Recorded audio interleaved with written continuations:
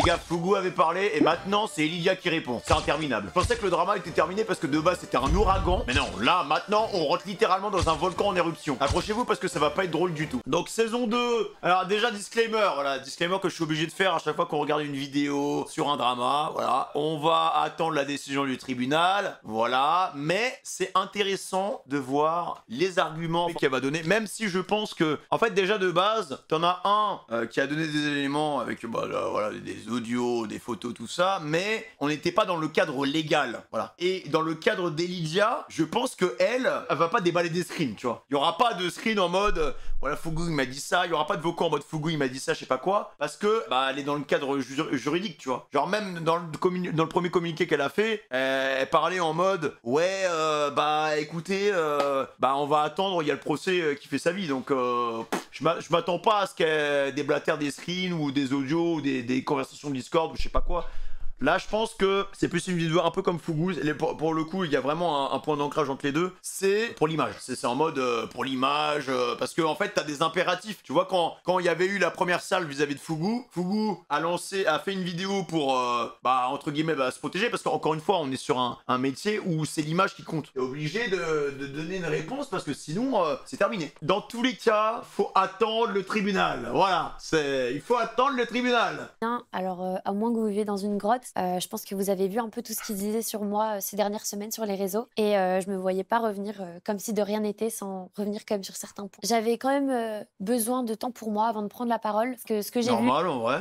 ces dernières semaines sur les réseaux, c'était quand même très violent, je trouve. C'est donc pour ça qu'aujourd'hui, j'ai décidé de faire cette vidéo. Avant de commencer, j'aimerais juste remercier toutes les personnes qui ont respecté mon silence et qui... Les gars, j'ai cru qu'au début, elle allait dire ouais, je remercie Emma Matla pour le sponsoring de la vidéo, frérot. Parfois, j'utilise exactement ces mêmes intonations en mode ouais, voilà, écoutez, voilà, sur les réseaux, je remercie Seven Deadly Sins pour cette OP. C'était quand même très violent. C'était bien parti. Hein. C'est donc pour ça qu'aujourd'hui, j'ai décidé de faire cette vidéo. Avant de commencer, j'aimerais juste remercier toutes les personnes qui ont respecté mon silence et qui m'ont aussi soutenu puisque je pense que vous m'avez donné quand même beaucoup de force, voire surmonter ces dernières semaines. Vu la tournure des choses, j'aimerais vous partager certains de mes ressentis et malgré que je suis pas censée me justifier, je voulais quand même prendre du temps pour moi pour digérer quand même ce qui se passait. Alors là-dessus, bah en fait, pour moi, elle a obligation de se justifier dans le sens où les gens vont juger non-stop, tu vois. Si ça avait pas été dans un cadre d'influence, bah il y aurait rien eu. Voilà, les gens auraient fait ça de leur côté, mais là, vu que tout est public, bah t'as pas le choix, quoi. Et je voulais pas non plus attendre trop longtemps parce que ça me faisait quand même mal de voir et lire tout ce qui se disait, toutes ces choses qui sont basées sur bah, quand même des choses biaisées. Et aussi parce que en réalité, enfin, quand même moi qui ai été la victime et c'est vrai que devoir rester encore dans le silence, bah, j'ai l'impression de l'être une seconde fois et j'ai plus envie de ça. Bien sûr, vous vous doutez que dans cette vidéo, je pourrais pas tout vous dire ni tout vous montrer puisque,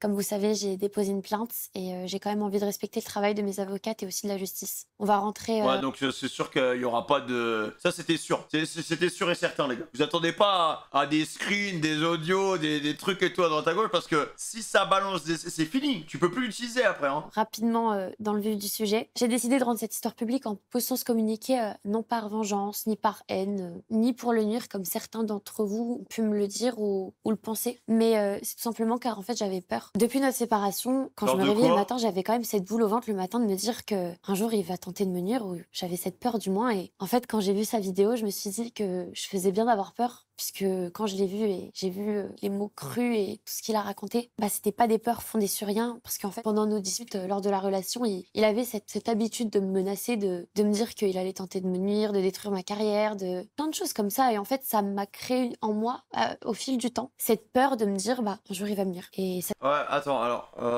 en fait, le problème, c'est que à partir du moment où une histoire comme ça est rendue publique, bah en fait, ça fait forcément relation de ping-pong parce que là, c'est encore différent. C'est deux créateurs de contenu qui se font la guerre. Donc si bah, d'un côté il y a quelque chose, bah, l'autre va forcément devoir répondre parce que bah son image est attaquée. Mais du coup, vu que l'autre il répond, bah l'autre créateur de contenu il va devoir répondre aussi parce que bah son image va être attaquée. Du coup bah en fait là le gros souci c'est que bah vous êtes deux créateurs de contenu qui se font la guerre. Je peux comprendre qu'elle ait peur, mais je pense que de base ça aurait peut-être mieux. Ça reste totalement privé.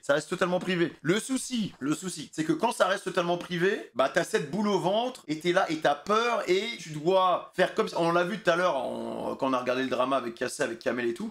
Tout le monde n'a pas forcément cette force pour tanker ce genre de choses. Il y a beaucoup de gens, et encore plus sur Twitch, c'est impossible si ça va pas dans ta vie. Si t'as des problèmes, si tu vis avec des démons en toi, tu ne peux pas lancer de live. Donc tu ne peux pas continuer à exercer ton métier, tu vois. Parfois, il y en a qui utilisent la parole comme un axe de libération, mais là, dans ce cas-là, comment tu fais en fait concrètement? T'en parles pas et tu lances tes lives en mode banal. Et dans tous les cas, il y a bien un moment où ça serait su, les gars. T'aurais attendu, ouais, peut-être 2 ans, un truc comme ça, bah bam, mais est-ce que t'aurais pu tanker 2 ans? Est-ce que t'aurais pu tanker, que ça soit aussi bien Fougou que elle, mais est-ce que tu peux tanker 2 ans de création de contenu, lancer tes lives comme si de rien n'était, alors qu'il y a ça? Et qu'il y a d'autres gens qui sont impliqués dedans, hein. En vrai, je pense pas, sincèrement, je pense que c'est impossible. C'est impossible. À part Kamel, et encore même Kamel lui dit qu'il était plus lui-même quand il lançait ses lives et tout, je vois pas comment tu peux faire ça en fait, hein. J'avais un truc que je voulais dire, mais j'ai oublié. Ça s'est vraiment accentué. Ça me reviendra parce que lui après. et moi, on s'est séparés. J'avais des échos de Maxime prépare un gros dossier sur toi. En fait, je vivais avec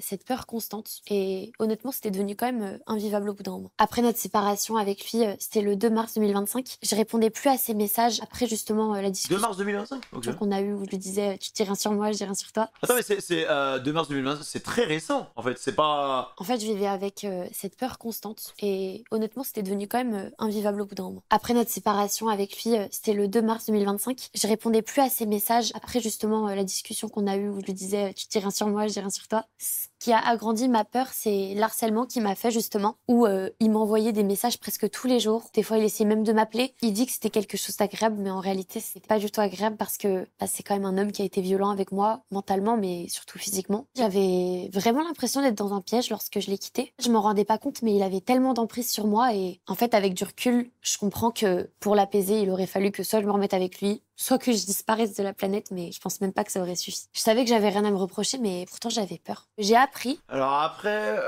en fait, moi j'essaie d'avoir une analyse très générale du truc, parce qu'encore une fois, on est basé sur une relation qui est extrêmement toxique entre les deux. Voilà, y a rien à dire là-dessus, mais je trouve que c'est quand même très. Quand tu mets fin à une relation, après chacun gère ses émotions et ses sentiments comme il l'entend, tu vois. Mais quand t'es dans une relation comme ça, je pense que c'est important de passer à autre chose, mais en étant cru. Tu vois ce que je veux dire? Genre, bloquer la personne. Surtout quand c'est très toxique comme ça. Genre, je vois, en fait, moi, personnellement, hein, je vois pas l'intérêt. Je vois pas l'intérêt de garder la personne, de garder le contact, je sais pas quoi. Moi, je sais pas. Je vais vous donner mon exemple. Moi, les gars, j'ai déjà vécu une relation toxique. Je vous en avais déjà parlé dans la vidéo de Fugu. J'ai vécu une relation toxique avec une meuf. Voilà, c'était à peu près 3 ans. La meuf était totalement folle, les gars. Elle était totalement folle. Ça n'avait ni queue ni tête. Enfin, vraiment, c'était. Ça parlait mal. Ton téléphone, il spammait non-stop. Elle pétait. Des fois, elle pétait les plombs pour rien, les gars. Des fois, on était ensemble, elle pétait les plombs pour rien. Toute seule. J'ai fait quoi? Je lui ai dit, bon, écoute, voilà, ton comportement, il est bizarre. Je le trouve un peu trop impulsive.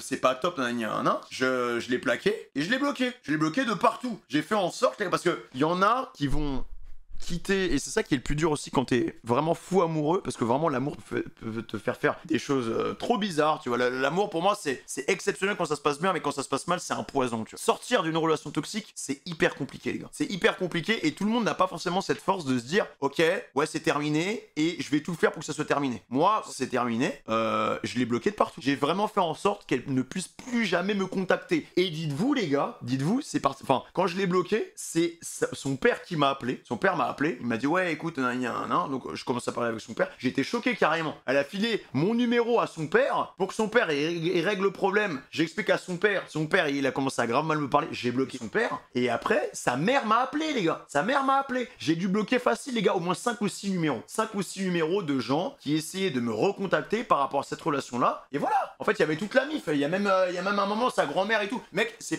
parti tellement loin, mais il faut avoir cette force de se dire ok, cette personne n'est pas bonne pour moi, et en plus de ça, cette personne n'est pas bonne pour elle.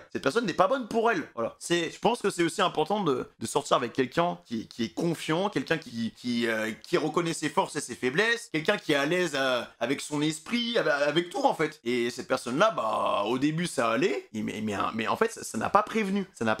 Genre les premières semaines, il n'y avait aucun problème, les gars, et à un moment, elle a pété les plombs, mec. Et pourtant, il n'y avait rien qui avait changé. changé, hein, mais je pense que peut-être que c'était la peur de l'attachement, vu que la relation elle avançait, peut-être qu'elle s'attachait un peu plus, mais que du coup au final, bah ça a pris le dessus et que cette peur en fait a vraiment pris le dessus sur la relation et du coup elle a eu des comportements vraiment trop bizarres et bah je suis passé à autre chose, c'est tout. Mais là ils ont continué à se contacter en fait. C'est ça le problème, c'est qu'ils ont continué à se contacter, à Un s'envoyer des mois après messages, à notre s'appeler. séparation, qu'il avait essayé, Donc même il avait contacté par le ils biais sont d'autres pas gens ou même protégés de quoi. lui-même, C'est ça que je veux dire. des gens de mon entourage que moi je connais, même mon ex-petite amie de quand j'avais 16 ans, en lui posant des questions sur ma vie intime, en lui posant des questions sur moi. Quand j'ai entendu ça, je me suis dit mais j'ai peur. En fait, je saurais pas vous expliquer correctement, mais ça m'a fait peur. Je me suis dit mais en fait, j'ai pas peur pour rien, c'est pourquoi il fait ça? Ça m'a vraiment procuré un sentiment de peur, hein, je vais être honnête avec vous. L'harcèlement qu'il me faisait, ces pseudo-menaces, les échos que j'avais. En fait, j'avais l'impression d'être seule face à ça et je comprenais pas en fait pourquoi je devais avoir vécu ça. Et donc un jour, comme j'ai cédé en rendant cette histoire publique, j'ai pareillement cédé en déposant plainte pour me sentir quand même protégée parce que c'était devenu vraiment lourd à suivre pour moi toute seule. J'avais plus ou moins conscience du risque que je prenais en postant ce communiqué sur les réseaux parce que je vous ai jamais vraiment parlé de ma vie intime, perso et encore moins. Ouais, mais en vrai, en soi, t'as pas à le faire. Enfin, en soi, quand tu lances un live, quand t'es créateur de contenu, c'est toi qui décides tout ce que tu veux. Si tu décides d'en parler à ta commu, c'est ton choix. Mais tu n'as aucune obligation vis-à-vis de ça, en fait. Cette relation que Mais j'avais là, pour moi, les gars, que ça soit Fougou ou Lydia, il y aura forcément une fin de carrière pour un des deux. jamais exposée sur les réseaux. Et c'est vrai que l'exposer de cette manière-là, c'était quand même pas une décision que j'avais prise à la légère et que j'en avais quand même pas mal parlé avec mes proches et avec mes avocates. Et donc, j'ai décidé de le faire. Et suite à cette décision, qu'est-ce qui s'est passé? Des mensonges, de la calomnie, ça déforme la réalité. Mais pour être honnête avec vous, en fait, je m'attendais déjà à tout ça. J'aimerais vous dire quelque chose Ah bon? qui pour moi est important, mais j'ai aimé cet homme, plus que tout au monde d'ailleurs. Et j'ai pas envie de le dénigrer sur les réseaux comme ça, gratuitement. Mais j'ai juste envie de rétablir la vérité, parce que j'estime que c'est important. Donc, commençons directement par la fameuse grossesse que j'aurais inventée. Allez, bonjour, c'est les ambulances. On est en bas dans le hall, mais on n'a pas le numéro de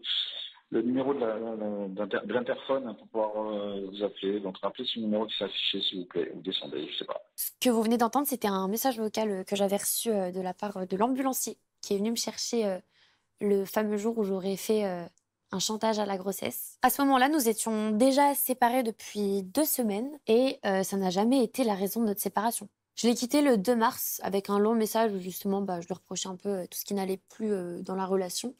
Et c'était surtout suite à une dispute et j'avais donc pris cette décision. Entre le 2 mars et le 14 mars, j'ai commencé à avoir des symptômes. Du coup, j'avais décidé d'en parler avec Maxime. Même si on s'était séparés, on continuait quand même un petit peu à se parler. Et il m'avait dit de faire un test de grossesse. Et en fait, j'avais peur du résultat et en même temps, j'étais pas sûre de moi. Et donc, le 14 mars, le jour où il me demandait absolument... C'est le jour de mon anniversaire. Oh, désolé. Ça n'a rien à voir. Non, on est... Femi, concentre-toi. On est sur un sujet sérieux. Ok? Ah, mais qu'est-ce qu'on s'en bat les couilles ton anniversaire, là? De lui envoyer une photo de mon test de grossesse. Les douleurs étaient devenues vraiment insupportables pour moi. Je perdais du sang, j'avais des crampes au niveau du ventre. J'avais vraiment mal, je m'en souviens, j'avais jamais ressenti ça honnêtement. Et donc du coup, j'avais appelé le SAMU. Et le médecin au téléphone me dit que je fais potentiellement une grossesse mal située. Quand il me dit ça au téléphone, je me dis mais... Comment... En fait, même là, j'arrive même pas à vous décrire ce que j'ai ressenti sur le moment parce que quand on me dit ça au téléphone, je me suis dit, ok, donc là, c'est grave. Et donc, le médecin m'envoie une ambulance chez moi en urgence et je préviens du coup Maxime à ce moment-là en lui disant que je suis dans une ambulance et que je vais à l'hôpital. Exactement, donc le même jour où il vous a montré le screen, où il me fait un forcing pour que je lui monte mon test de grossesse. Concernant les messages supprimés, ce soir-là, il était 1h du matin. À ce moment-là, je me sentais pas soutenue, je me sentais pas écoutée. Quand je lui disais que je perdais du sang, en fait, il était buté sur le fait de vouloir absolument voir le test de grossesse, alors que moi, j'étais en panique, j'étais en stress, je venais d'emménager seule, on venait de se séparer, j'avais l'impression d'être peut-être enceinte. C'était un regroupement d'émotions qui m'ont beaucoup déstabilisée durant cette conversation, en fait. Et j'avais pas envie de continuer à parler, et donc... Comme je m'étais un peu emportée dans la discussion, vous savez, avec les émotions, je me suis dit, ça sert à rien de parler. Du coup, j'ai supprimé toute la conve. Je suis allée me coucher parce que j'étais frustrée. Et voilà, c'est pour ça que j'ai supprimé cette conversation. Donc voilà, il n'y a pas eu de chantage à la grossesse, c'était un sujet médical, j'ai vraiment cru l'être, et les médecins aussi. Et en plus de ça, ça n'a rien à voir avec notre séparation. Les gars, quand je m'embrouille avec des gens par message, c'est pour ça maintenant, depuis que je fais staff, avant d'être créateur de contenu, je m'embrouillais avec un pote, ça s'insultait, hein. Ça s'envoyait des insultes de zinzin et tout par message sur WhatsApp, hein. C'était fou, des pavés, hein. Des gros pavés. Mais maintenant, je suis dedans, les gars, je suis tellement courtois. Mais derrière mon téléphone, je suis en mode, non mais oh, des grosses insultes dans ma tête, ça défile, ça défile, ça défile, ça défile. Mais sur WhatsApp, c'est clean. Les messages, je pense que on n'a pas la conve, hein. On n'a pas la couve complète, hein. On a que ce qu'on nous a montré, mais la couve complète, ça devait être l'anarchie, les gars. Des deux côtés, hein. Ça devait être l'attaque, des insultes, des... Non mais, je vois très bien un couple toxique qui perd qui perd les pédales, qui devient complètement fou, qui s'envoie par mail. En plus, c'est un couple explosif, tu vois. Là, non, ça a dû envoyer des pavés, les gars, des pavés, mais avec des mots crus, hein, frère. Je vois pas l'intérêt de le supprimer. Non, mais parce que c'était trop cru, je pense. Quand t'es amoureux, ça part en couille. Faut prendre les bons côtés et les mauvais côtés. Quand t'es dans ces mauvais côtés-là, mais parfois, frérot, les gens vont envoyer des messages, ils les pensent pas forcément, mais trop tard, le message est déjà parti, tu vois. Après, bon, les supprimer, c'est peut-être pas le meilleur des trucs à faire, quoi. Je sais pas pourquoi il a dit ça. Maintenant, venons-en aux enregistrements qui ont été publiés, parce que honnêtement, c'est une histoire quand même qui est folle et je saurais même pas décrire. Enfin, je vais vous expliquer. Déjà, pour vous mettre dans le contexte, cet enregistrement a eu lieu le 25 août. C'était entre moi et M, donc l'ex de Maxime. Alors de base, M, je la connaissais pas. Je la connaissais que par le biais de mon ex, du coup, puisqu'il m'avait un petit peu parlé d'elle quand j'étais avec lui. Et puis en août, lorsque j'avais commencé à rédiger ma plainte, je lui ai téléphoné à ce moment-là, en août, et c'était la première fois que je communiquais avec elle, que je lui parlais. En tout cas, moi, elle m'a confié des choses et j'avais l'impression qu'elle était plus ou moins sur la même longueur d'onde que moi. Et donc, le 25 août, au moment de l'enregistrement qui a été publié, c'est M qui décide de me contacter ce jour-là pour me dire que Maxime était venu en bas de chez elle la veille et qu'elle avait peur et qu'elle voulait m'en parler. Et... Enfin, tout de suite, ça m'a alarmée. Je me suis dit, oula, il va loin quand même. Et donc, M me posait des questions du style, est-ce que tu veux que je mente? Est-ce que tu veux que je dise que c'est moi qui frappais? Comme ça, toi, t'es tranquille sur Internet. Et quand elle m'a dit ça, j'étais en mode, mens pas, ça va te retomber dessus. Ça va te porter préjudice. Et pourtant, dans sa vidéo, on retrouve pas quand je dis ça. Et que comme je l'ai dit, mon but, c'était pas de le nuire ou quoi que ce soit. Enfin, c'est pour ça que justement S, la fille qui est avec moi ce jour-là, débat de ça avec M, puisque M mettait ça sur la table. C'est pour ça que dans l'appel, on les entend les deux parler de ça justement, parce que l'appel était très, très orienté pour débattre de ça en tout cas. L'histoire aurait pu s'arrêter là. Donc je me suis... Franchement, hein, genre en fait j'en ai marre. C'est bon, ça, je le dis. J'ai l'impression de voir mon premier couple, j'étais là, je comprenais rien à l'amour, mais c'était pas comme ça, wesh. Ça aurait des balles, les trucs, en fait, il y a l'ex qui vient et qui va parler avec telle personne, mais en fait, à ce moment-là, on va essayer de nanani, mais de l'autre côté... Mais il y a un moment, il faut se regarder dans l'œil, les deux, hein. Les deux. Qu'est-ce qui vous a pris? Vous n'avez pas été mature une seule fois. Quand on écoute les deux, hein, ça a pris tellement de proportions, ça aurait pu se régler tellement différemment, les gars. Non mais c'est vrai, ça aurait pu se régler tellement différemment. Il n'y avait même pas besoin d'arriver parce que... Alors, il y avait la violence, mais des uns et des autres, tu vois. Mais pour en arriver là, c'est vous n'avez pas réussi à parler, en fait. Vous n'avez pas réussi à parler, vous n'avez pas réussi à trouver un point d'ancrage. Il y avait tellement de choses. En plus, je vous l'ai déjà dit, mais... L'environnement est tellement toxique de la création de contenu et tout. En fait, les gars, c'était une cocotte minute. Les deux, ça allait péter. Alors après, des couples de créateurs de contenu qui fonctionnent, je pense qu'il y en a. Je pense qu'il y en a quand même pas mal. Juste, faut pas être jaloux de l'autre, quoi. Imagine, j'ai une meuf, elle est créatrice de contenu, elle fait des lives. La vie, les gars, si demain elle fait 100 spec, mais je suis grave content pour elle. Mais... ça dépend des gens. Parce que je vous ai déjà dit, il y a ce truc-là où passivement, t'as des gens qui sont anxieux, t'as des gens qui sont jaloux, t'as des gens qui veulent absolument prendre le dessus, t'as des gens qui sont là à analyser tout et n'importe quoi. Moi, je trouve que les stats, c'est cool, mais que quand on sait les analyser. Voilà. Mais être là, par exemple, je sais qu'il y a des gens qui streament, ils mettent leurs stats en temps réel. Ouais bah OMG, j'ai tant de spectateurs, j'ai tant de spectateurs, j'ai tant de... Ça sert à rien d'analyser ces statistiques quand t'es en train de live, ça sert à rien. Par contre, une fois que ton live il est posé, là tu peux analyser, mais en temps réel ça sert à rien, tu vois. Bref, tout ça pour vous dire que il y a une sorte de compétition dans les créateurs de contenu de la plateforme par rapport à telle ou telle stat, ou même quand tu vas faire des événements, parfois, moi ça m'est déjà arrivé, hein, on m'a déjà dit, ouais, au lieu de dire mon nom, on m'a déjà dit, ouais, lui il fait tant de stats. Genre vraiment, parfois ça te voit comme une boule à stats, tu vois. Genre ouais, elle fait 6000, elle fait 6000 specs, moyen, voilà. Ça parle de stats, mais ça parle pas de la personne, tu vois, on s'en fout des stats. Tu as enregistré, ça c'est limite, je me beaucoup suis mis en fait avant, piéger tu vois. parce que bah... Il y a pas que les marques qui font ça, hein. Je tiens à le dire. Les marques c'est normal, parce que elles sont dans une optique de publicité, donc pour eux t'es un peu un produit marketing quoi. Mais il y a pas que les marques qui font ça. S'arrêter là. Donc je me suis fait enregistrer, limite je me suis fait piéger parce que bah vous savez, bah elle m'a appelé, elle m'a dit, enfin elle m'avait envoyé un message en me disant il est venu en bas de chez moi, en gros elle me montre qu'elle va pas bien, qu'elle est stressée, donc je l'appelle, j'essaye de la réconforter, mais non, donc les extraits ont été diffusés, ont été tronqués, et en fait lorsque sa vidéo a été postée, j'ai reçu un appel de quelqu'un de très très proche de M, donc l'ex de Maxime, où il m'explique des choses, mais que honnêtement là, s'il n'y a pas ce vocal, je ne saurais pas comment vous l'expliquer, mais du coup, bah, écoutez. Salut Célia, écoute, moi aussi. Et accessoirement, je suis l'ex de... Non mais attends, donc là, il y a... Non mais qu'est-ce que c'est que ce bordel? Donc attends, déjà, il y a l'ex de Fugu qui parle avec Elia, mais au final, il y a une autre meuf qui vient, et là maintenant, on a ramené l'ex de... Non mais c'est... Après, même moi, je vais me retrouver dedans. Non mais c'est vrai. Et à un moment, je vais me retrouver au café, je vais être là, oui, bah alors du coup, en fait, je suis l'ex de l'ex de l'ex de l'ex... Non mais... C'est une pyramide, votre truc. C'est une putain de pyramide. Donc le copain qu'elle a eu après Fugu. Non mais what? Voilà, je te fais un petit résumé de la situation. Elle m'a tenu, même si on n'était plus ensemble, elle m'a tenu informé du fait que Fugu avait repris contact avec elle pour t'enregistrer, pour lui raconter l'histoire. Moi, je lui ai dit d'arrêter. Je lui ai donné des conseils parce qu'on était toujours amis et que j'ai pas envie qu'elle fasse de bêtises et j'ai envie qu'elle prenne soin d'elle, etc. Enfin bref. Et il s'avère qu'elle m'a pas écouté, qu'elle t'a enregistré. Quand j'ai entendu la vidéo de Fugu et que j'ai entendu ça, je me suis dit ah ouais. Donc, non mais c'est n'importe quoi.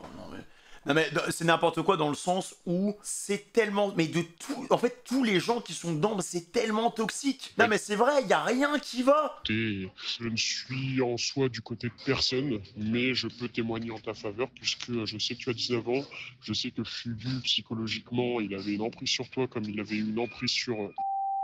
qu'il l'a encore d'ailleurs, parce que vu ce qu'il lui a fait, qu'il reprenne contact avec elle et qu'elle t'enregistre pour être de son côté, je sais pas ce qu'il lui a dit, je sais pas ce qu'il lui a fait. Enfin bref, je pourrais témoigner en ton sens. Ça, on va... Les gars, par contre, d'ici là, à la fin, d'ici le jugement, à mon avis, moi j'aurais peut-être des gosses. Voilà, je le dis. Peut-être que j'aurai des enfants, des trucs, mais... Le final chapter, hein, le dernier chapitre de One Piece, Fugu et Lydia, les gars, ce sera, je pense, dans 2-3 ans. Dans 2-3 ans, vous aurez peut-être certainement réussi votre brevet des collèges. Dans 2-3 ans, certains auront le bac. Dans 2-3 ans, certains auront peut-être trouvé un travail, hein. Voilà, j'envoie de balle à personne ici, mais... Cette personne, du coup, m'explique, lorsque je parle un peu avec elle, que Maxime a eu de l'emprise sur M et qu'il l'a encore, puisque, comme on entend sur le vocal, il dit qu'il trouve ça fou, qu'elle ait accepté d'aller enregistrer quelqu'un pour la forcer à mentir. Et en fait, c'est vrai que moi, pendant l'appel avec M, je sentais qu'elle orientait beaucoup l'appel pour me dire de mentir et je trouvais ça vraiment bizarre. Je trouve que ça fait quand même un peu plus sens aujourd'hui, du coup, maintenant que je sais ça. Et maintenant, j'aimerais venir sur le sujet principal, qui sont les violences qu'il m'a fait pendant la relation et auxquelles je m'attendais même pas à devoir parler un jour sur Internet tellement... Parenthèse, avant qu'elle parle, oui, les gens qui font ça, alors que ce soit les deux sexes, hein, vraiment...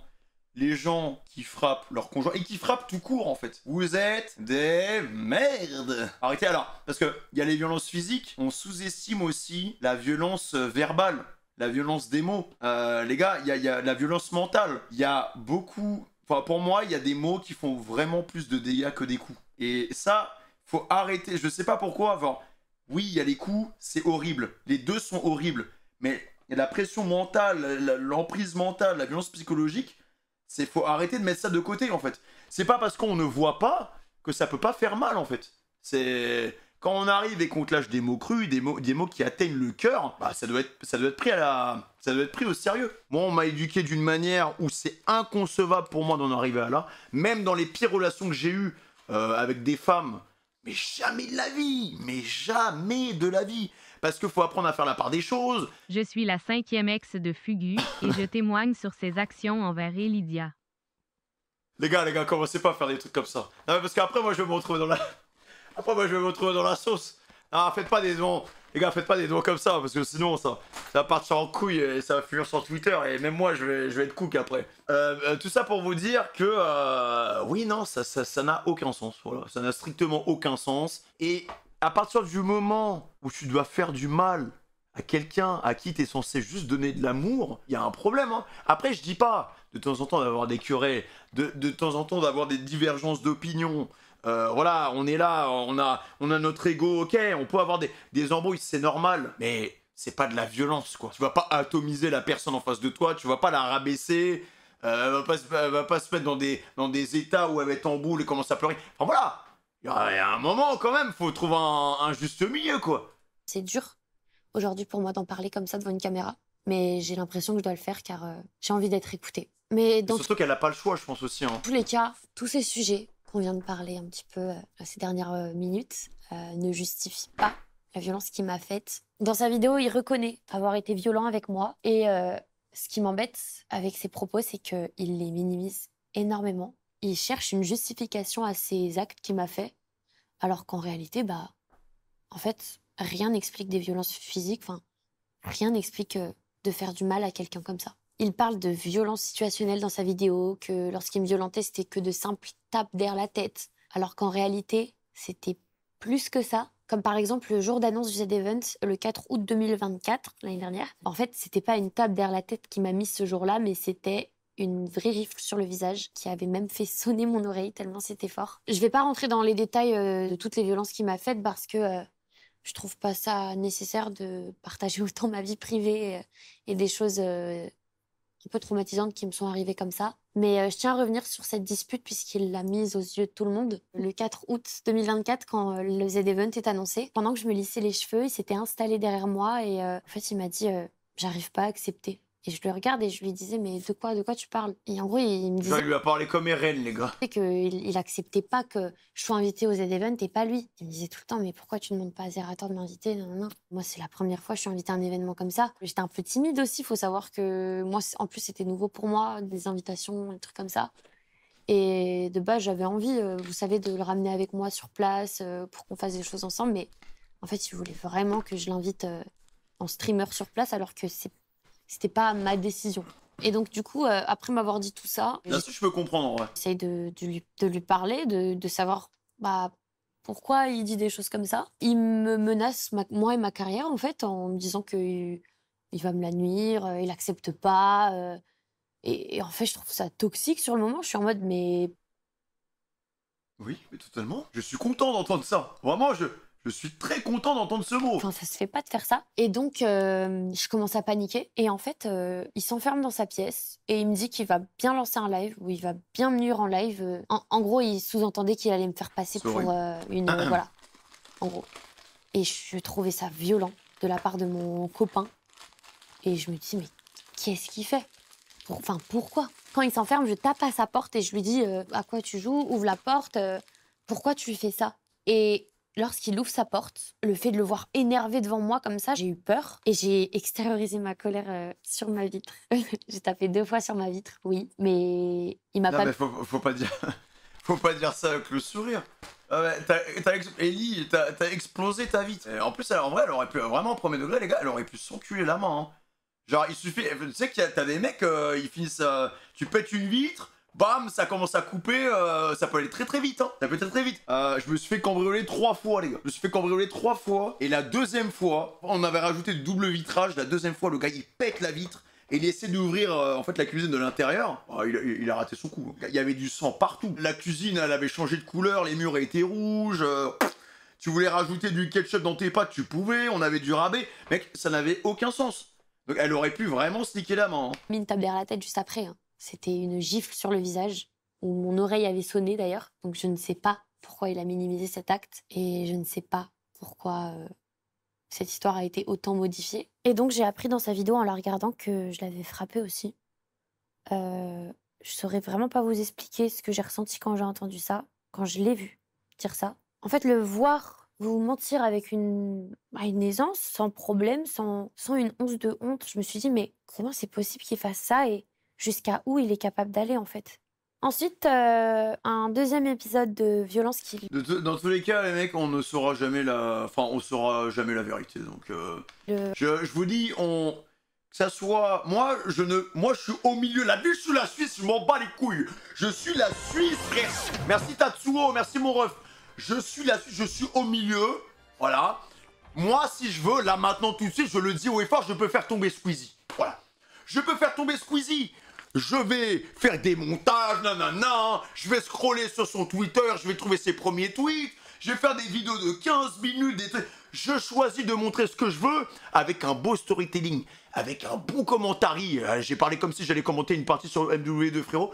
C'est facile, même avec des clips hors contexte, de créer un drama. Tu peux faire un drama sur n'importe qui. Pourquoi Squeezie en partie? Non, mais parce que j'ai pris Squeezie comme ça. Reconnu dans sa vidéo, voilà, c'est dans une histoire de péage. Ce jour-là, c'était le 16 janvier 2025, en début de cette année. On rentrait de chez le médecin. J'avais une douleur au thorax ce jour-là. Ça faisait 2 ou 3 jours que j'avais développé une douleur à côté du cœur. Après un live 24 heures que j'avais fait. En fait, je m'étais réveillée en sursaut. Je crois qu'il avait crié ou il était en live et ça m'avait réveillée en sursaut. Et je m'étais froissé un muscle, du coup, à côté du cœur. Sauf qu'à ce moment-là, le 16 janvier, en allant chez le médecin, je sais pas ce que j'ai et ça m'inquiète. Ça fait 3 jours que j'ai mal. Et j'ai tellement mal que j'étais dans l'incapacité de conduire. Du coup, je lui avais demandé de me déposer chez le médecin. Et donc, sur l'allée, on se dispute. Encore une fois, l'histoire du Z-Event est mise sur la table. Parce qu'en gros, le lendemain, le 17 janvier, on allait chez un de ses amis pour fêter son anniversaire. Et en fait, il avait un live à faire sur Paris. Et je lui avais dit pourquoi tu me proposes pas d'y aller avec toi puisque je viens avec toi pour la nif de ton copain. Autant qu'on reste à deux pendant ton live, quoi. Chose à laquelle il m'avait répondu un truc du style mais toi, tu m'as invité pour le Z-Event? Bah, en vrai, là, moi, là-dessus, je la crois totalement. En fait, je connais tellement de relations, c'est comme ça. Genre, pour le coup, je peux totalement comprendre. Quand Fugu avait parlé de cette partie sur le Z-Event, moi, j'avais dit que j'étais pas d'accord avec lui. Parce que, pour moi, après, je conçois les choses comme ça. Mais tu n'es pas obligé d'attendre quelque chose de ta partenaire. C'est pas parce que tu donnes que, en contrepartie, elle doit donner. Et je vois qu'il y a beaucoup de gens dans mon espace commentaire qui sont en mode « Ouais, mais en fait, c'est normal. » Non, c'est toi qui choisis de donner. Sachant que, sur l'aspect... je pense que Z-Event, tu peux pas forcément choisir non plus, tu vois. Je pense que même si tu vas voir Zerator et tu te dis ouais, est-ce qu'il y a moyen de ramener... Je me mets à sa place, tu viens de débarquer, ça fait pas longtemps que c'était un peu une rookie, entre guillemets. Frère, t'as Zerator, il est devant toi, même si tu tapes je sais pas combien de stats et tout, tu vas pas aller voir Zerator pour lui demander une place en plus, tu vois. T'essaies même pas. Non mais les gars, parce que vous faites... En fait, ça marche pas comme ça. Ça ne marche pas comme ça. C'est pas en mode t'essaies même pas, c'est juste que frérot... c'est déjà bien que tu sois là. Le fait de demander, c'est gênant, tu vois. C'est gênant, mec. Ça marche pas comme ça. C'est pas tu débarques, tu vas voir Zerator, et après c'est le marché aux puces. Fugu l'a fait, oui, mais Fugu a choisi de le faire. Il l'a fait parce que ça lui faisait plaisir, et voilà, il l'a fait aussi parce que Elydia pouvait en profiter. Donc Fugu l'a fait. Mais c'est différent du Z-Event, tu vois. Je pense que dans son cas à lui, il tenait entre guillemets les ficelles pour pouvoir le faire. Il avait les clés pour pouvoir le faire. Mais dans le cas de Elydia, tu n'es pas en position de force pour pouvoir demander à Zerator d'inviter Fugu. C'est ça que je veux dire. En fait, les deux n'avaient pas la même position par rapport à l'événement en question. Du coup, Fugu, lui, peut le faire, mais Elydia ne peut pas le faire. Et c'est normal. Je me mets à sa place. Sur ce point-là, moi, je suis totalement d'accord avec elle. Sur ce point-là, je suis totalement d'accord avec elle. Tu ne peux pas aller voir Zerator. En plus, ça se trouve, tu le connais même pas. Ça se trouve, tu lui as jamais parlé. Et le premier contact que tu as avec lui, parce que c'est possible, les gars, quand il y a des events comme ça, parfois, tu as des mecs qui sont invités, ils ont peut-être jamais vraiment eu de vrai contact avec Zerator. Le mec, il a 150 milliards de trucs à gérer, et tu débarques et tu lui dis quoi? Ouais, est-ce que je peux inviter mon copain? Non. Et pour moi, derrière, dire, ouais, bah écoute, moi, je t'ai invité à tel event, et rebondir là-dessus, bah je trouve que c'est pas ouf, tu vois. C'est même toxique, tu vois, pour le coup de dire, bon bah écoute, moi j'ai fait ça, mais toi, tu l'as pas fait pour moi. Et pour moi, si tu donnes, c'est que tu as envie de donner. Et si tu attends quelque chose en retour de cette personne-là, il y a un problème, tu vois. Il y a quelqu'un dans le chat qui me dit « Ouais, mais frérot, mais c'est son mec. » Mais déjà, ça ne va pas parce que vous n'arrivez pas à faire la différence entre le perso et le pro. C'est pas la même chose. Ce n'est pas la même chose. Ce n'est pas parce que tu es le copain de telle ou telle personne que c'est les portes ouvertes. Le pro et le perso, faut les dissocier. Sauf que dans ce métier-là, les deux sont mélangés. Et du coup, faire la différence entre le pro et le perso, bah, c'est pas évident. Et encore pire pour vous. Je pense pour un viewer, c'est pas évident. C'est pas évident pour vous, vous avez l'impression que c'est comme ça et ça se balade et voilà. Non, mais c'est pas comme ça, les gars. Moi, là-dessus, je la crois. Mais ça faisait des mois et des mois que c'était passé le Z-Event, puisqu'à ce moment-là, on est en janvier. Le Z-Event, c'est en septembre. Et donc, une dispute commence. J'essaye de lui dire, mais pourquoi tu remets ça sur la table? Ensuite, quand on arrive chez le médecin, il me dépose, donc j'y vais. Et en sortant du rendez-vous, je le retrouve, il était dehors, il m'attendait. Et lorsque je vais le voir, je lui dis, désolé pour la dispute, viens, on passe à autre chose, blablabla. Chose à laquelle il me répond, tu vois, ces histoires-là, c'est pour ça que j'ai plus envie d'être en couple avec toi, ou un truc assez violent comme ça. Et ben, ça m'a mis en colère, on s'est encore disputé. Et donc, on rentre dans la voiture, direction chez nous pour rentrer. Et la dispute continue. J'avais tenté de l'arrêter, mais ça n'a pas suffi. On arrive au péage, et vous savez, au moment où il y a la barrière et qu'il faut mettre le ticket pour payer, j'éteins le moteur à ce moment-là, et je lui dis, tu me déposes sur la sortie. Il y avait un petit parking à la sortie de ce péage. Et je lui dis, tu me déposes, je veux rentrer en taxi, j'en peux plus. Enfin, vraiment, je lui dis, je veux descendre, en fait. Donc, quand je coupe le moteur, il commence à, je sais pas pourquoi, mais être très... Et en gros, il me dit, tu fais quoi Enfin, allez, je lui dis, je veux descendre, tu me déposes à la sortie, je veux pas continuer cette embrouille. En fait, j'avais essayé de l'arrêter, ça marchait pas et j'en pouvais plus. J'en pouvais plus, c'était une accumulation, j'en pouvais plus. Et il rallume le moteur et donc je le rééteins, je lui dis, tu me déposes. Non, c'est un peu dangereux quand même. Et il a pas accepté, il m'a pris le bras, enfin le poignet, quoi. C'était celui-ci. Et il le tord. Et il me le tord tellement fort que j'ai mal et je prends ma deuxième main, je le pousse. Non, mais c'est n'importe quoi. Hein. Qui me lâche. Et lorsque je le repousse, il me met 2 grosses gifles sur cette joue droite. Je le regarde. Je sors mon téléphone. Je me prends en photo. Et je le regarde et je lui dis, mais pourquoi?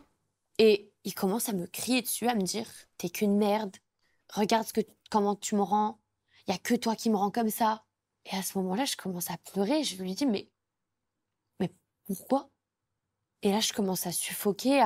Encore aujourd'hui, ça me paraît insensé, incompréhensible. Et donc, chose que je lui ai demandé initialement, il me dépose finalement sur la sortie après le péage. Et lorsqu'il s'arrête sur le parking, je sors de la voiture en pleurs. Je cherche de l'aide et il n'y a personne. Et donc, en fait, il m'a tellement fait peur et mal et je vais me cacher. Alors non, je ne me suis pas cachée derrière un arbre. Mais je suis allée prendre du recul, en fait. Je voulais... Ouais, elle allait prendre l'air, elle s'est baladée. Mais en fait, les gars, l'amour, c'est horrible. Hein. C'est horrible. Que ça soit des deux côtés, franchement, que ça soit de son côté ou le côté de l'autre, cette relation, elle aurait dû s'arrêter tellement plus tôt. Ça s'est même recontacté après la rupture, ça s'est envoyé des appels, des trucs et tout. Ah, c'est parti tellement loin, tellement loin. Et je voulais plus le voir. En fait, je voulais que mon cerveau comprenne ce qui s'était passé parce que tout ça s'est passé en peut-être 30 secondes. Des violences, des trucs, des deux côtés. Je comprenais pas la violence des coups, enfin 2 grosses claques. Mon bras, il venait d'être tordu, je venais d'être insultée de tous les noms. J'avais l'impression d'être rien. J'avais l'impression d'être... on s'en fout d'elle, quoi. Et à ce moment-là, j'envoie des messages à ma copine. Je lui dis, bah voilà, il m'a encore frappée, en panique. Je l'avais même appelé. À ce moment-là, il s'était égaré, il est venu me voir. Et je raccroche à ma copine parce que j'avais peur qu'il sache que j'ai mis quelqu'un au courant. Et les gens qui disent, ouais, il y a beaucoup de cuts. Mais les gars, on s'en fout des cuts. En fait, qu'est-ce que ça change dans le discours? Ça se trouve, elle est pas bien. Ça se trouve, je sais pas, frère, elle tourne sa vidéo, quoi. Qu'il y ait des cuts ou pas, on s'en fiche. Ça se trouve, il y a même un prompteur qui dit ce qu'elle doit dire. Donc, je vois pas. En fait, c'est quoi l'argument des codes là? J'essaie de comprendre. Les gars, après, c'est vous qui allez juger, c'est vous qui allez voir des petits commentaires, pas naturel, mais on s'en fout que ce soit naturel ou pas. On s'en fout, les gars. Il faut juste qu'elle raconte son récit. Frérot, je peux te parier de manière naturelle et avoir fait des dingueries. Hein. Depuis quand pour vous, le naturel, c'est un gage de confiance? Ça se trouve, voilà, un gars qui parle très bien devant la cam, c'est un psychopathe. Hein. Et donc, ce qui s'est passé à ce moment-là, c'est que je m'attendais à ce qu'il s'excuse directement. Et à ce moment-là, je suis accroupie sur le sol, en train de pleurer. Il me regarde et on commence à parler. Et je lui dis, mais pourquoi tu fais ça? Et il me dit, droit dans les yeux, bah, t'es une mauvaise personne. Et ça me paraissait insensé. Même là, je vous le raconte, c'est insensé pour moi, étant donné que c'est pas moi qui a fait du mal à ce moment-là. C'est lui qui m'avait fait du mal et je ne comprenais pas cette haine Je comprenais pas. En fait, pour moi, c'est même de l'acharnement, on est au-delà de ça. Bonsoir. Je suis l'arbre, elle ment, elle s'est bien cachée derrière moi. En fait, vous voulez juste me cancel. C'est La ça. soirée, elle a même pas démarré, merci Dobby. La soirée, elle a même pas démarré, vous voulez déjà m'abattre, frère. Plus finalement, en me disant qu'il n'arrivait pas à se contrôler. Et il me dit, viens, on rentre. Et ça va vous paraître fou, mais même moi, ça me paraît fou en le disant, mais je l'ai écouté. Et j'ai dit, bah, ok, on rentre. Et je suis rentrée à la maison, et comme si ça n'avait jamais existé, quoi. Du coup, lorsque... Les gars, en vrai, moi, je vous dis, les relations toxiques comme ça, moi, je comprends totalement. Je pense que quand tu l'as pas vu devant toi, parfois tu prends les gens pour des fous. Quand les gens te disent ouais nanana, elle est passée par la vitre, ouais mon gars, il est arrivé en bas de mon bâtiment, il a défoncé la porte. Les gars, je vous assure, c'est des histoires qui sont réelles. Des fois, t'es tellement désemparé, tu sais tellement pas quoi faire. En fait, il n'y a plus de recul sur ce que tu vas faire, en fait. T'es juste porté par ton émotion qui est juste trop forte pour ton corps. Et ça part en couille, quoi. je rentre dans la voiture, ma copine que j'avais appelée juste avant de parler avec lui m'envoie des messages et me dit tu es sous emprise, prends-toi un appartement, pars, j'en peux plus. Même elle en pouvait plus parce qu'à chaque fois je lui racontais quand il m'arrivait un truc avec lui, elle en pouvait plus elle aussi. Et voilà. Et même quand le jugement il sera rendu, déjà il faut s'interroger sur le fait, est-ce que les deux vont continuer? Est-ce que la personne qui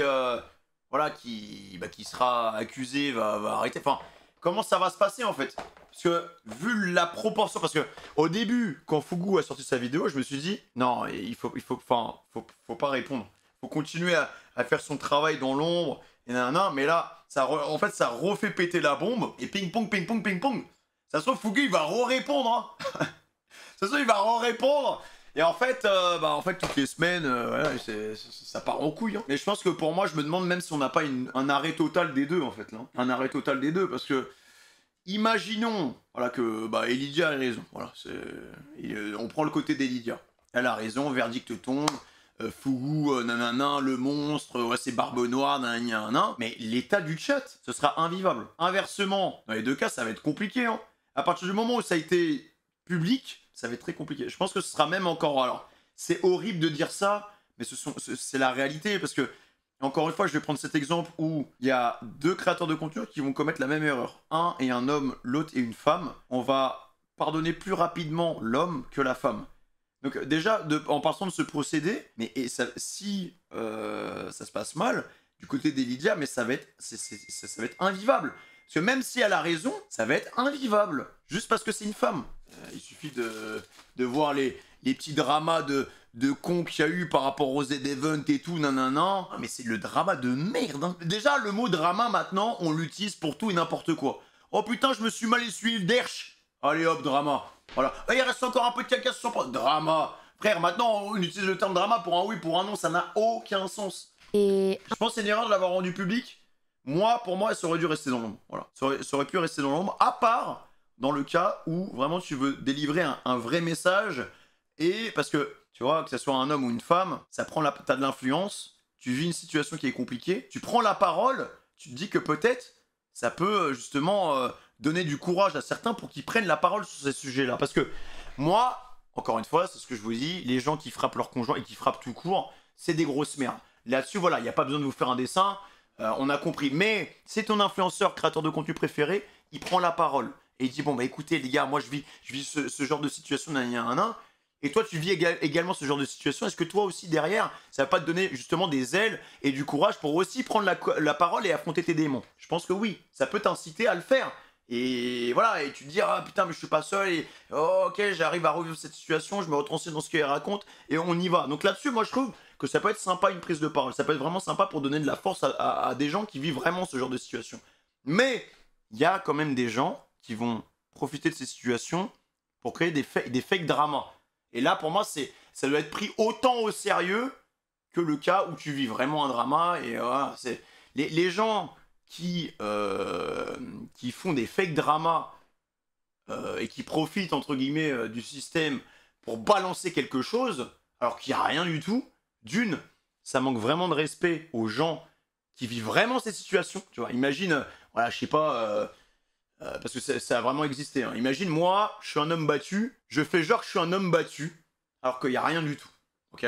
Voilà. Déjà, en fonction de la position que tu vas avoir, le degré, enfin, ce sera pas perçu de la même manière, ok? Voilà. On va prendre un cas où, voilà, bah, y a vraiment une égalité parfaite entre les deux sexes, ok? Je suis un homme battu, j'expose mon histoire, un créateur de contenu, ça donne de la force à des gens qui vivent exactement le même cas, mais il s'avère que tout ça a été créé de toutes pièces. D'une, la personne qui a fait ça va manquer de respect aux gens qui vivent vraiment cette situation, parce que il y a vraiment des hommes, des femmes qui tous les jours c'est un calvaire. C'est comme si tu avais un deuxième CDI, tu rentres à la maison, patate, patate verbale, ça rentre dans ton crâne, ta vie c'est un enfer, ta relation, en fait dans ton amour il y a même plus d'amour, il y a que de la haine, de la cruauté, voilà, donc ça manque vraiment de respect par rapport à ces gens-là. Et de deux, tu as trahi la confiance de tout le monde. Et même par rapport à la cause, ça va tellement décrédibiliser ce... Enfin, vous savez comment sont les gens sur Internet, tu vois. Imagine une femme qui a inventé une histoire de toute pièce et qui s'est jamais fait battu. Et qui, au final, a foutu dans la merde un mec, tu vois. Genre, les pauvres personnes qui vivent vraiment ce genre de situation, mais t'imagines derrière, après, une personne qui vit vraiment cette situation et qui doit témoigner. T'imagines comment ça la décrédibilise. Alors qu'elle a rien demandé. Sa vie, c'est vraiment un calvaire. Donc, genre, pour moi... Dans les deux cas, il y a un énorme problème. Genre, il y a des enflures dans les deux côtés, les gars. Important pour moi. La personne qui se fait frapper, qui vit cette situation, bah voilà, parce que sa situation, elle est horrible. Et la personne qui profite du système pour inventer une histoire de toute pièce, pour faire tomber quelqu'un, c'est horrible, tu vois. Moi, de vous en parler aujourd'hui, parce que, en fait, quand on parle de violence, on parle pas que de violence physique, des coups, des claques, mais on parle aussi vous savez, la violence des mots. Derrière les actes qu'il m'a fait, c'est surtout la symbolique qui se cache derrière qui m'a vraiment détruite. Le fait de voir la personne que j'ai aimée m'humilier, me violenter, me rabaisser, m'insulter quotidiennement, que ce soit sur mon physique, ma personnalité, ma manière de parler, ma manière d'être. En fait, c'est toutes ces parties-là qui m'ont vraiment blessée. Et ça m'a fait me sentir comme si j'étais qu'une moins que rien. Et comme si je valais rien, quoi. En fait, mon estime de moi-même a radicalement chuté le jour où, en fait, il m'a giflé pour la première fois. C'est comme si quelque chose avait changé en moi. Je me sentais comme salie, inférieure à lui. Je saurais pas trop mettre d'autres mots sur comment ça m'a fait me sentir. Et quand tu combines la violence des mots plus la violence des actes et tu le mélanges et que ça devenait en plus de ça de plus en plus récurrent, et ben en fait, ça m'a complètement... Mais j'ai du mal à le dire devant la caméra et de l'avouer, mais ça m'a détruite. Sincèrement, j'avais l'impression que quelque chose en moi avait complètement changé. Et en fait, limite, c'est bizarre ce que je vais dire, mais quand je me regardais dans le miroir, j'arrivais même pas à me reconnaître. Je me trouvais de plus en plus moche. J'aimais pas, en fait, ce que je voyais dans le miroir parce que quotidiennement, en fait, j'étais rabaissée alors que normalement, Ouais, même par rapport à ta confiance en toi et tout, enfin, tu la perds. Et il suffit juste que tu sois déjà de base pas très confiant en toi. Tu vis ce genre de relation, ça te change à jamais, tu vois. Et même l'après-relation, tu vois. Parce qu'il faut continuer de vivre. Enfin, comment t'as du mal à faire confiance, tu vois. Je me demande même si, après une relation comme ça, tu vas pas devenir un peu maniaque, tu vois. Genre essayer de tout vérifier, essayer de nanani, de nanana, tu vois, genre... Comment tu te relances après, en vrai? Là, je vous parle même pas de son cas, hein, je vous parle juste de deux personnes, enfin d'une personne qui subit ça. Comment tu rebondis après, en fait? Il y a que le temps qui peut réparer certaines choses. Hein. J'aurais dû être aimée, chérie. Ces mots ont contribué à mon estime de moi-même qui descendait de plus en plus. Et jusqu'au jour où carrément, même moi, quand je parlais de moi-même, je me décrivais avec ces mots-là. En fait, c'était un peu devenu la nouvelle moi, quoi. J'étais plus la Célia que je connaissais, quoi. Alors oui, aujourd'hui, c'est quelque chose sur lequel je travaille. Je veux avoir une meilleure estime de moi-même. En fait, plus les jours passent, plus j'ai envie d'être quelqu'un de meilleur et surtout pour les gens qui m'entourent aujourd'hui et demain, mais avant tout pour moi. Je n'ai pas envie, en fait, de me retrouver dans des mêmes situations que je me suis retrouvée avec lui et j'ai pas envie à avoir à revivre tout ce que j'ai vécu et je sais que c'est principalement à cause de l'estime de moi-même qui avait disparu et que du coup j'acceptais en fait les insultes, les gestes, les claques. Et je sais qu'aujourd'hui, 9 mois après cette relation, j'ai réussi à bâtir une meilleure estime de moi-même et je me suis fait la promesse que jamais je ne voudrais me retrouver dans une relation où quelqu'un me fait du mal comme ça et où je l'accepte surtout. et jamais je réaccepterai ça, plus jamais. J'aimerais juste remettre... En fait, faut savoir dire stop. Je vous dis, l'amour, hein, c'est juste le bordel. Parce que même si après, il y a une relation, enfin, ça tombe sur quelqu'un de parfait, ça va être très compliqué, les gars. Hein. Genre, tu passes d'une relation toxique à une relation saine, mais la personne qui a vécu une relation toxique juste avant, mais elle est totalement perdue. Hein. La personne qui a vécu une relation toxique, elle va te poser telle question, le mec il va répondre direct. Je sais pas, hein, je prends l'exemple bateau, hein, un truc trop nul. Hein. Ta meuf elle te demande, ouais vas-y, file-moi ton téléphone, je suis sûr que tu parles à une autre meuf. Le gars il dit quoi? Bah vas-y, prends le tel, vas-y, fouille. Tu vois. En soi, déjà, moi je trouve que demander le téléphone à ton conjoint, c'est bizarre. C'est assez bizarre. Mais vas-y, donne, tiens. Un mec toxique, il aurait fait, oh non, je donne pas, je sais pas quoi. Vas-y, donne.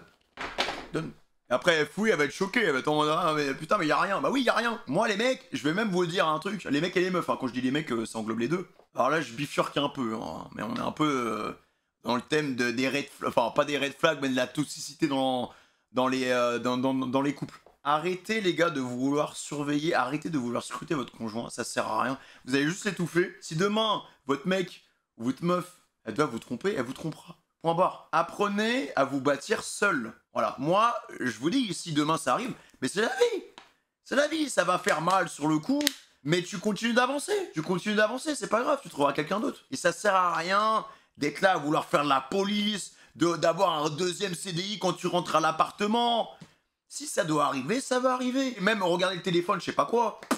Voilà, moi je vais même te dire un truc. Hein. Moi, on me demande mon tel, mais je le donne. J'ai rien à cacher, j'ai rien à me reprocher. Et même si tu veux cacher quelque chose, c'est tellement simple de cacher quelque chose, tu vois.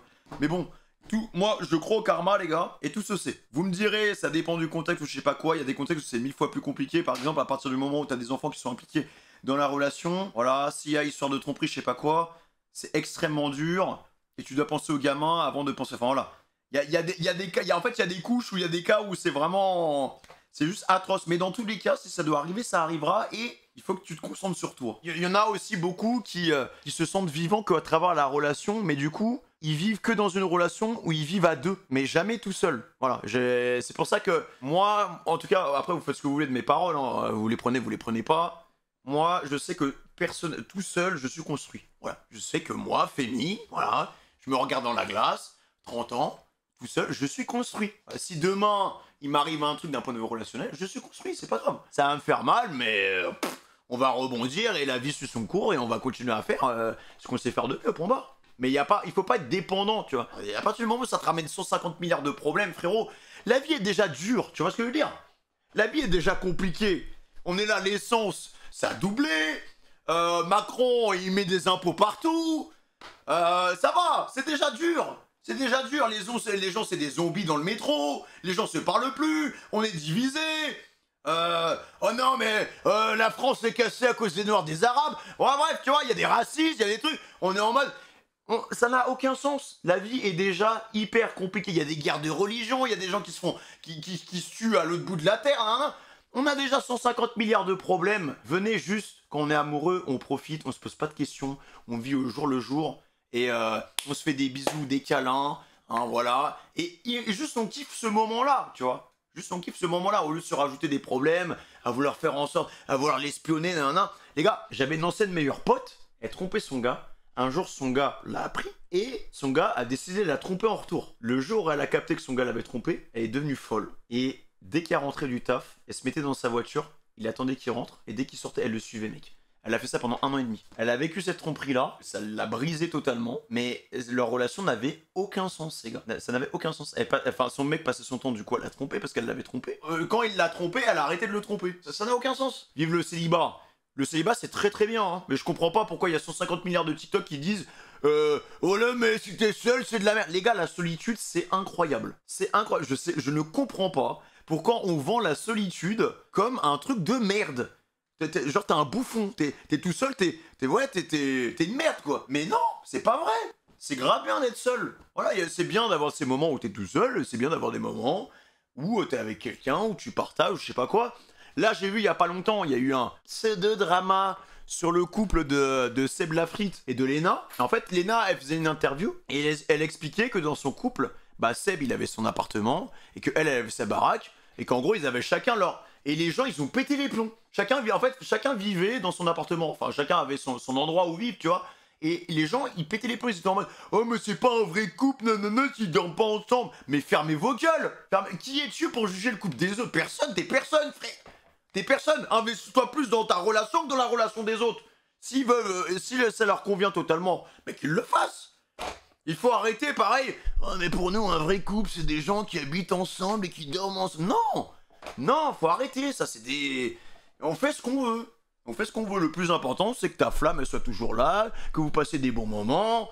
Et voilà, que vous soyez unis et solidaires et que vous ayez des projets ensemble de temps en temps. Mais il n'y a pas besoin d'être non-stop ensemble. À part quand il y a des enfants. Voilà. Quand il y a des enfants, bon, je pense que c'est quand même important de les élever ensemble.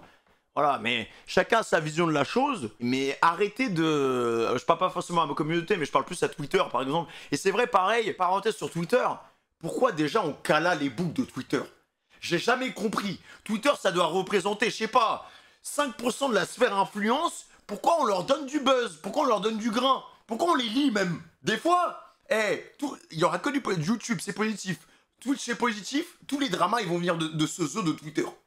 Et on va redire que ça. Même les médias, ils commencent à s'y mettre, ils commencent à prendre les tweets et tout à droite. Alors qu'en fait, on s'en bat les couilles de Twitter. Quelque chose On à s'en plat, bat les couilles de parce que Twitter. ça me semble important et c'est tout ce que je vois passer sur les réseaux Mais on lit Twitter. ces dernières semaines, ces derniers jours. Et Il y a c'est 10 mecs qui vont être ultra positifs, il y en a un qui va être négatif, on va écouter le mec qui est négatif. Le petit Dédé qui sera là en mode non, non, non, non, c'est pas bien, c'est pas bien. Voilà. Je comprends pas, l'être humain est trop bizarre, les gars. L'être humain, et moi j'en fais partie, hein. Mais pourquoi? Il y a un truc méchant, on va se focus que sur le truc méchant. Ça n'a aucun sens. J'aimerais juste remettre quelque chose à plat, parce que ça me semble important et c'est tout ce que je vois passer sur les réseaux ces dernières semaines, ces derniers jours. Et cette fille qui décrit, bah, je la reconnais pas. Je ne reconnais pas tout ce qu'il décrit, en fait. Je ne m'y reconnais pas. Quand je me regarde dans le miroir, en tout cas, c'est pas ce que je vois aujourd'hui. Et c'est pas non plus ce que mes proches connaissent de moi. Après que tout ça soit sorti, mes proches sont venus me voir et m'ont demandé « Mais t'as vraiment fait ça ?» Je leur dis « Bah non ». Et la plupart m'ont dit bah, c'est bien ce que je me disais. Enfin, et en fait, c'est un peu ça l'enjeu aujourd'hui, j'ai l'impression, c'est que il a essayé de me donner une image que je suis pas, mais c'est l'image que lui voit de moi. Cette image remplie de haine, remplie de jalousie, remplie de... J'arrive même pas à mettre d'autres mots sur ça. Je sais pas pourquoi il me donne cette image-là. Je ne sais pas. En fait... Bataille d'image entre les deux, hein. La fragilité dans laquelle... Chacun veut sauver sa peau, les gars. Il m'a mise, dans laquelle je me suis retrouvée. Ça m'a fait, oui, tenir des propos insultants envers certaines femmes. Et c'est quelque chose aujourd'hui que je regrette et j'espère sincèrement qu'elles me pardonneront. En tout cas, je comptais remettre quelque chose sur la table qui me semble encore une fois très, très important. Mais dans tout ce qui a été dit, il y a quand même énormément de diffamation. Je pense que vous vous en doutez. Donc je me dis, bah, j'espère que vous le dites aussi, mais s'il a menti sur ça, il a menti sur quoi d'autre? Et j'espère que j'aurai pas à revenir sur tout le reste. Et c'est pour ça qu'aujourd'hui, j'ai pioché pour moi ce que j'estimais très important aujourd'hui de parler. Avant de finir cette vidéo, je tenais aussi à dire que j'ai vu beaucoup de messages passer sur les réseaux qui disaient comme quoi j'avais pas de preuves, que non, non, non. Mais en réalité, j'ai quand même un gros dossier que j'ai donné Ouais, bah c'est avec les avocats et tout, enfin... Ouais, je pense qu'il y a quand même des choses, quoi. à mes avocates, sur lesquelles elles sont en train de travailler. Et c'est des choses pour moi qui ne doivent pas être montrées sur Internet. Oui, mais alors, en fait, moi j'entends, mais pourquoi c'est pas resté privé de A à Z, du coup? Moi je suis d'accord, mais c'est pour ça que je vous dis, moi, l'argument c'était pour donner de la force à d'autres personnes qui sont peut-être dans le même cas et let's go. Mais même là-dessus, genre, je me dis, mais pourquoi? Pourquoi? Parce que ça va forcément faire plus de mal que... Pour les deux, hein. Pour les deux. Les deux sont dans une situation, laisse tomber. Je pense que l'image de Lydia, elle est bien niquée. Je pense que Fougou, pareil, hein. Quand même, vous savez, des conversations privées, des photos privées. J'ai des Et photos même à la fin de tout moi ça... avec des coups. J'ai des messages qu'il incrimine ou il avoue. J'ai tout ça. Mais j'estime que c'est pas à vous de le voir. Et je pense que c'est mieux que ça se règle en justice. Et c'est pour ça qu'aujourd'hui, attendons la justice. Attendons Ouais, mais c'est ce qu'on aurait dû faire, en fait, dès le départ. le procès. Et vous verrez bien. Depuis que j'ai parlé de ma plainte sur les réseaux sociaux, j'ai reçu beaucoup de haine, mais beaucoup de soutien en même temps. J'ai pris la parole car j'estimais que mon expérience devait servir ou doit servir dans le futur, je l'espère, à d'autres personnes. Et aussi pour donner du courage aux gens de peut-être parler, de ne pas être ternie dans le Ouais, c'est silence pour ça que comme je me moi. dis que peut-être qu'elle a fait ça. Je l'ai été. Je tenais aussi à dire quelque chose, c'est que par la suite, je n'ai pas envie d'être définie par cette histoire. Je n'ai pas envie qu'on me rappelle tous les jours que j'ai été... Aïe, aïe, aïe, aïe, aïe, aïe, aïe, aïe, aïe, mais putain. Mais c'est tellement naïf. C'est Internet, les gens sont horribles sur Internet. C'est pas possible en fait. En fait, nous, on doit prendre 1000 fois plus de précautions. Tu dois prendre 1000 fois plus de précautions que les autres. Parce que derrière, en fait, sur l'instant T, ok, ça va. Mais après, c'est l'effet snowball. La boule de neige, elle roulait, roulait, roulait, roulait. Elle devient énorme. Et là, la boule de neige, elle est massive. On voit plus rien. La boule de neige, c'est le mur Maria, le truc. Donc, même après, hein, et peu importe le résultat, je parle de ça comme si c'était une finale de Ligue des Champions. Mais peu importe le résultat, il y aura toujours des cons. Dans les deux cas, il y aura toujours des cons, frère. violentée et je n'ai pas envie non plus qu'on me parle tous les jours de lui. Et donc, Mais j'aimerais c'est- qu'on me définisse par ce que je fais moi dans la vie, par les projets que je vais faire par la suite et surtout par qui je suis réellement Aïe, et aïe, pas aïe, par aïe, l'image aïe. qu'il a essayé de me donner avec ses mots. J'ai vu beaucoup de gens dire sur les réseaux ces derniers jours, semaines, que les gens disaient attendons les deux versions. Comme si y avait une excuse à avoir frappé quelqu'un. Quand quelqu'un vous Ah non, s'écoute, mais là-dessus, il n'y a aucune excuse. Hein. Non, mais s'il y a des gens qui sont en mode oh, mais. Voilà quoi, c'est. Non. Non, bah ça, c'est des trous du cul. S'il y a eu violence physique ou je sais pas quoi, même violence psychologique, voilà, bah il n'y a pas d'excuse. Il n'y a pas d'excuse. et ça me paraissait Mais c'est Twitter. C'est des trous du cul de Twitter. évident, jusqu'à ce que mon histoire se retrouve sur Internet. Moi, dans les Pour deux moi, cas, il y a eu des trucs graves. Un Hein. homme ne frappe pas une femme, pour aucune raison. Et l'inverse aussi, il faut le dire. Hein. J'espère qu'elle va le dire. Et l'inverse non plus d'ailleurs. Voilà. Mais dans merci. mon histoire, Voilà. c'est lui qui m'a frappé et en plus de ça, il l'a avoué. Aujourd'hui, ce qui C'est- m'embête, c'est qu'il a minimisé ce qu'il m'a fait. Ensuite, il m'a attaqué, encore une fois. Et en plus de ça, il a inversé les rôles et se fait aujourd'hui passer pour la victime. Mon dossier est solide, je suis très confiante pour le jour du procès. J'ai qu'une hâte, c'est que ce jour arrive et que tout ça soit Ah, ça va pas arriver tout de suite. Hein. réellement mis derrière moi et que justice soit faite. Car j'estime que ce que je vis aujourd'hui est quand même une injustice et j'aimerais que ça s'arrête. Et je sais que le jour où le procès tombera, ça s'arrêtera réellement. En tout cas, Ah bah moi, en fait, moi je pense que justement, genre quand il y aura le verdict, ok, ça va libérer un poids pour quelqu'un, mais ça va rester pas mal de temps, je pense. Hein. clair, Et ça va être compliqué de se ramener en live et de faire le petit contenu de base, tu vois, genre, ouais, vas-y, je vais lancer Valo, ouais, je vais faire une game d'Apex. Alors, les modérateurs, je sais pas comment, je sais pas comment ils vont faire, hein. Que ça soit aussi bien pour l'un que pour l'autre, mais je sais pas comment ça va se passer. Il y aura une tempête de haine. Il suffit de voir, alors, une autre histoire. C'est pas la même chose. Comparé à ça, c'est totalement minime parce qu'on a quasiment aucune information. Mais vous vous souvenez de l'histoire de Michou avec Elsa? Il suffit juste de voir ce truc-là, en fait. Alors qu'il y avait rien. Il y avait rien du tout. Elsa, elle a pris une tempête de haine. Michou, pareil, ça le vannait, ça faisait des élites de lui en mode bon, voilà, bah, Michou, victime, nan. Enfin, horrible, tu vois. Horrible. Et je pense que là, ça s'est quand même un peu calmé. Hein, mais ça a duré pas mal de temps. Hein. Et il y avait rien. Là, il y a tout. Là, il y a vidéo de 30 minutes, vidéo de 1 heure, bataille sur Twitter, des clips de par... Là, on est à un autre niveau encore. Hein. Ça va aller suivre longtemps. Hein. Je ne reviendrai plus sur cette histoire. J'ai envie de reprendre ma vie. Je ne veux pas être une victime une deuxième fois. Je n'ai pas à vivre ça, honnêtement, et personne ne devrait vivre ça. Avant que, du coup, je termine cette vidéo, je tenais tout simplement à remercier toutes les personnes qui m'ont soutenue, que ce soit mes proches, des gens d'internet ou même vous. Vous m'avez aidé, honnêtement, à passer cette vague qui a été quand même dure. Je vais être totalement honnête avec vous. Et là, j'ai qu'une hâte, c'est de reprendre ma vie, de jouer à Elden Ring ou Valo en live. Et j'ai trop hâte, en fait, de vous retrouver et de reprendre ma vie comme elle était. Aïe, Enfin, aïe, bref. aïe, aïe, aïe. À très vite. Écoutez-moi bien les créateurs de contenu, je vous en conjure. Mais quand il y a des dramas, mais réglez ça en interne. Arrêtez d'exposer tout ça, nanana, parce que je pense que sincèrement, hein, c'est mieux de garder ça. Je sais que c'est plus éprouvant et il faut tanker. Je sais que c'est pas évident, mais le jour où ça va arriver et que le dossier il tombe d'un coup, bah c'est bon.